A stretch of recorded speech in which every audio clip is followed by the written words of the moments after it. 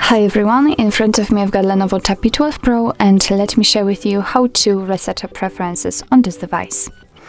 So first of all, let's enter the settings, and in this left section let's scroll down to the very bottom to find apps and notifications.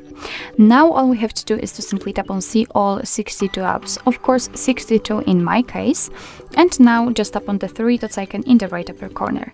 Here we have to tap on reset app preferences because that's basically the option we're looking for, and as you can see here, your device will inform you that it will reset all preferences for disabled apps, disabled app notifications, default applications for actions, background data restrictions for apps, and any permission restrictions. What's more, no worries, you won't lose any app data, so simply tap on reset apps.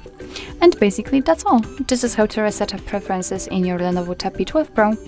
Thank you so much for watching. I hope that this video was helpful, and if it was, please hit the subscribe button and leave the thumbs up.